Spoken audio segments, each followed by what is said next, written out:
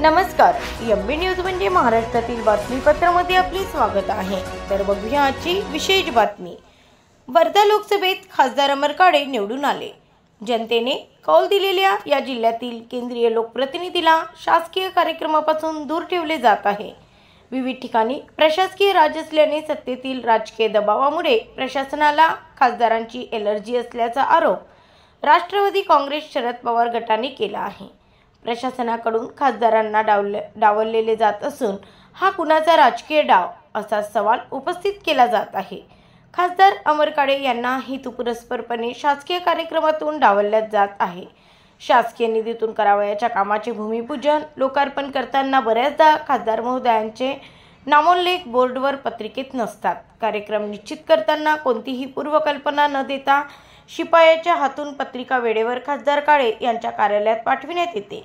2024चा लोकसभा निवडणूक निकाल घोषित झाल्यानंतर जिल्ह्याचे शासकीय निधीतून झालेली कामाची भूमिपूजने लोकार्पण झाले, तसेच शासनाचे विविध उपक्रमांतर्गत जे विविध कार्यक्रम झालेले ज्यात लोकप्रतिनिधीचा सहभाग आवश्यक आहे अशा ठिकाणी टाळले जात आहे। कार्यक्रम झाल्यावर निमंत्रण पत्रिका मिळाल्याच्या बाबी देखील घडल्या आहे। निमंत्रण पत्रिका अधिकाऱ्याकडून खासदार अमर काळे यांना अपेक्षित असताना शिपायाकडून पाठवून दिली जाते। किमान प्रोटोकॉल।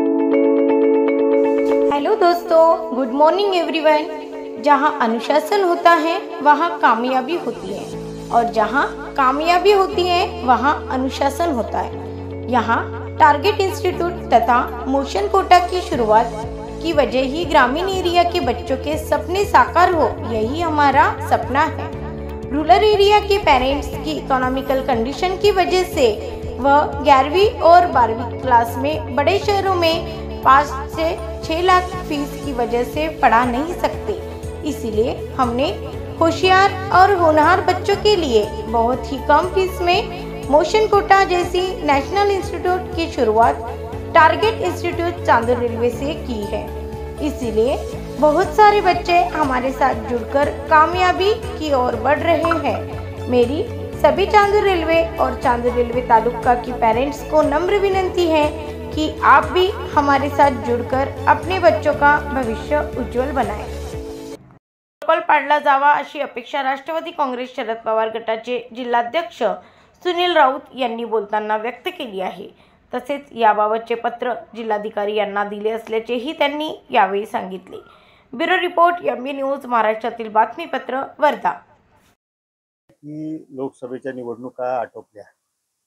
लोकसभेच्या निवडणुका आटोपल्यानंतर जे काही मताधिक्य या राज्यामध्ये महाविकास आघाडीला मिळालं, त्या अनुषंगाने वर्धा जिल्ह्यामध्ये महाविकास आघाडीचे खासदार अमर काळे निवडून आले। पहिले 2-3 महिने आम्ही याकडे काही लक्ष गांभीर्याने घेतलं नाही आणि असं पाहता पाहता गेला जो 9 महिन्याचा कालखंड आता झाला।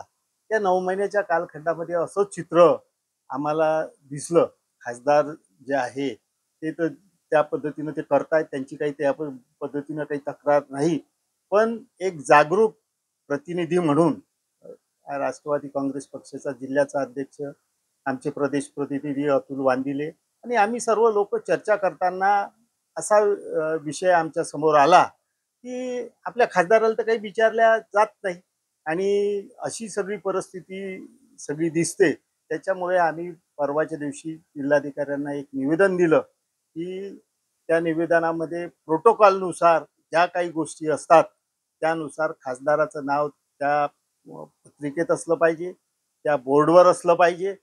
जर हे तुम्ही करणार नाही तर मग आम्हाला आमच्या पद्धतीने आंदोलनात भूमिका घ्यावी लागेल आणि ती आम्ही घेणार।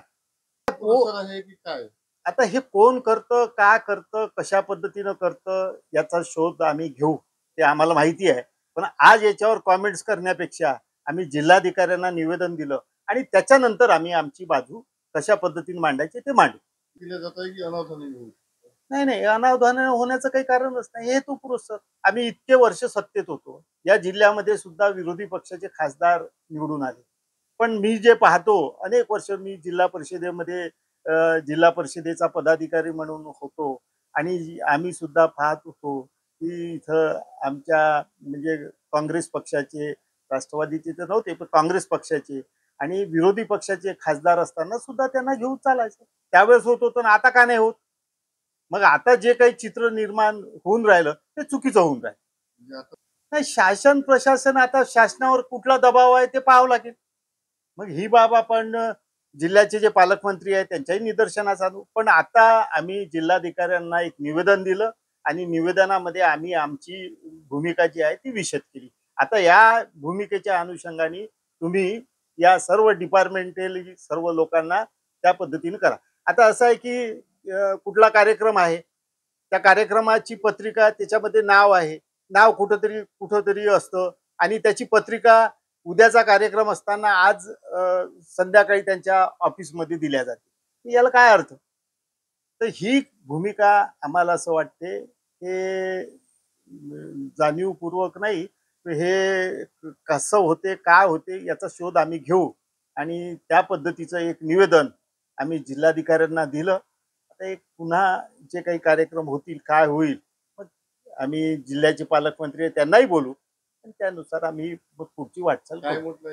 म्हटलं आहे की बा जे बॅनर्स लावतात, जे शासकीय निधी म्हणजे राज्य आणि केंद्राच्या निधी अंतर्गत जे जो निधी प्राप्त होतो त्याच्यामध्ये जे ज्या गोष्टीचं भूमिपूजन रस्ते आहे, इमारती आहे किंवा जे कुठल्या निधीतनं भूमिपूजन केलं जातं त्या निधी अंतर्गत त्या प्रोटोकॉलनुसार खासदाराचं नाव असणं अनिवार्य आहे.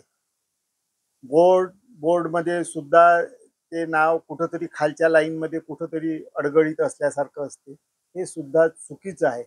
तर याचा आत्ताच सांगितल्याप्रमाणे याचा शोध आम्ही घेऊ. 100% वाटते. 100% वाटते. राजकीय दबाव 100% वाटते आणि याच्यामध्ये शेवटी कसं आहे की शेवटी असं आहे की शेवटी विरोधी पक्ष, सत्तारूढ पक्ष आपल्याला निवडून आल्यानंतर शेवटी लोकांची कामं करण्यासाठीच आपण जे काय करायचं आहे ते करतो. शेवटी त्याच्यामध्ये त्यांनी आम्हाला विश्वासात घेतलं पाहिजे, आम्ही त्यांना विश्वासात घेतलं. त्या पद्धतीने करू.